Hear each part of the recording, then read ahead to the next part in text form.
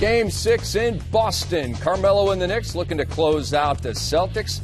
Paul Pierce, 35 years young, and Kevin Garnett, will be 37 later this month, trying to power the Celtics past the Knicks and force a Game 7 on Sunday. Here we go, and thud. Paul Pierce, 1 of 10 in the first half. Yeah, that's just not going to get it done. You're talking about a professional scorer, one of the greatest Celtics of all time, but, he just did not have it consistency enough in this series.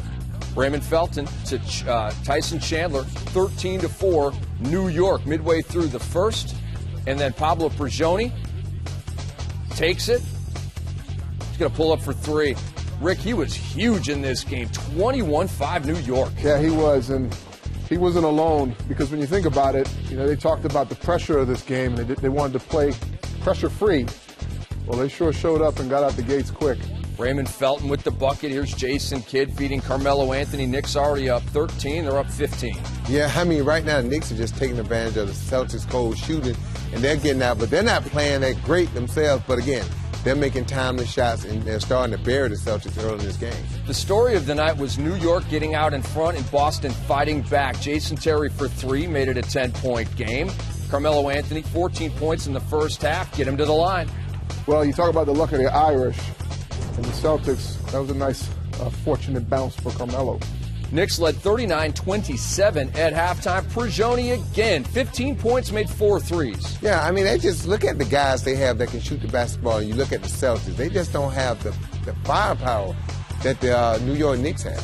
Pierce to Garnett, timeout New York. It was an 11-point game, but the Knicks come back with a long 2 from Raymond Felton. It's back to 12, and this guy was big as well. J.R. Smith to Iman Shumpert. If it wasn't a huge defensive play, Iman was knocking down 3-pointers in this quarter to stretch the lead up to 20 right there. So we go to the fourth. Knicks looking to run away with this. Pablo Prigioni, Iman Shumpert, yes. And he gloats a little bit on the run. Well, everybody for Boston just standing around looking at the play, and no one puts the bite on Shumpert, and he gets in an easy tip dunk. That dunk by Shumpert put the Knicks up by 26, and then the Celtics dug in and went on a 26-4 run. And that's the case in the Golden State-Denver Nugget game last night. You get too comfortable in this league, especially in the playoffs. Watch your back. Raymond Felton turns it over. Here comes Paul Pierce. Scooping up and in, plus the foul. Yeah, rare steal by the Boston Celtics. Raymond Felton was moving. Paul Pierce can do a lot of things, but he can also finger roll.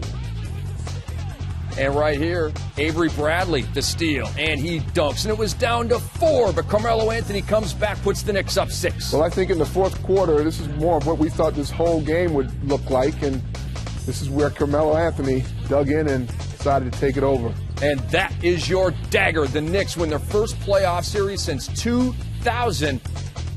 And Paul Pierce checking out of the game.